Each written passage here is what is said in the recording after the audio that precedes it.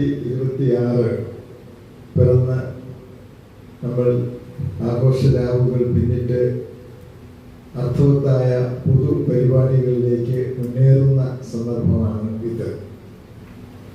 ചില യോഗങ്ങളിൽ ഇന്നലെയും മിനിയാന്നുമൊക്കെ സംബന്ധിക്കാൻ ഇടവന്നു എങ്കിലും ഇന്ന് ഏറ്റവും അർത്ഥവത്തായ, ഏറ്റവും ആഹ്ലാദജനകമായ ഒരു പരിപാടിക്കാണ് സാക്ഷ്യം വഹിക്കാൻ ഇടവന്നിരിക്കുന്നത്.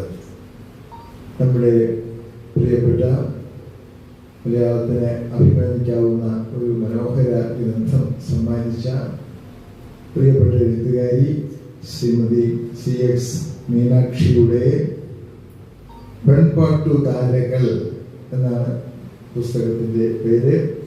പെൺപാട്ടു താരകൾ. ഞാൻ എങ്ങനെയാണിത് വിഗ്രഹിച്ച് പറയുന്നത് എന്ന ഗവേഷണം നടത്തുകയായിരുന്നു. പെൺപാട്ടു താരകൾ, പെൺപാട്ടുകാരായ താരകൾ അങ്ങനെ വേണം അത് കണക്കാക്കാൻ. കുറച്ചൊരു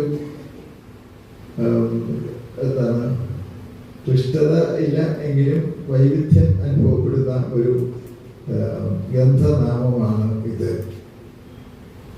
മലയാള സിനിമാ പാട്ടുകളിലെ പെണ്ണാവിഷ്കാരങ്ങൾ എന്ന് അതിനെ വിശദീകരിച്ചിട്ടുണ്ട്.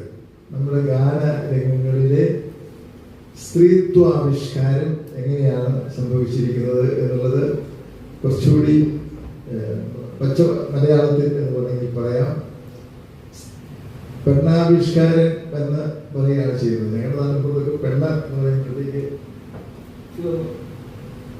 സ്ത്രീ എന്ന് പറഞ്ഞാൽ ബഹുമാനം കിട്ടുള്ളൂ എന്ന് വിചാരിക്കുന്ന അങ്ങനെ ഒരു സംസ്കൃത പാരമ്പര്യം ഞങ്ങളുടെ ഗ്രാമങ്ങളിൽ വന്നു കഴിഞ്ഞിട്ടുണ്ട്.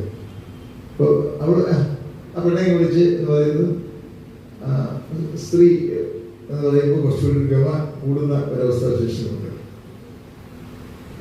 അർത്ഥമൊന്നുമില്ല അല്ലേ? അച്ഛൻ എന്ന് പറയുന്നതും തന്ത എന്ന് പറയുന്നതും അല്ലെങ്കിൽ അമ്മ എന്ന് പറയുന്നതും തള്ള എന്ന് പറയുന്നതും ചില പ്രയോഗത്തിന്റെ പ്രത്യേകത കൊണ്ട് സംഭവിക്കുന്ന ആവിഷ്കാര വൈരുദ്ധ്യമുണ്ട് എന്ന് ഞാൻ പറയാം. പെണ്ണാവിഷ്കാരങ്ങൾ എന്ന് പറയുന്നത് തനി മലയാളമാണ്. ബോൾഡ് ആയിട്ടുള്ള, നേരായിട്ടുള്ള വർത്തമാനത്തിന്റെ ശൈലിയും ആണ് എന്നുള്ളത് സംശയമില്ല. ഈ പുസ്തകത്തിൽ ഞാനിത് കൃത്യമായി വായിക്കാൻ ശ്രമിച്ചു. കാരണം ഇതിനു മുമ്പും ഒരു അവാർഡ് സമ്മാനവുമായി ബന്ധപ്പെട്ട് ഈ പുസ്തകം പരിശോധിച്ച് അംഗീകരിക്കാനുള്ള സൗഭാഗ്യം എനിക്ക് ഉണ്ടായിട്ടുണ്ട്. ഞാൻ ഫിലിം ക്രിറ്റിക്സ് അസോസിയേഷന്റെ പ്രസിഡന്റ് എന്നുള്ള നിലക്ക് ആ ഒരു പ്രത്യേകത, ആ ഒരു അവകാശം എനിക്ക് ലഭ്യമായി എന്നുള്ളത് ഞാൻ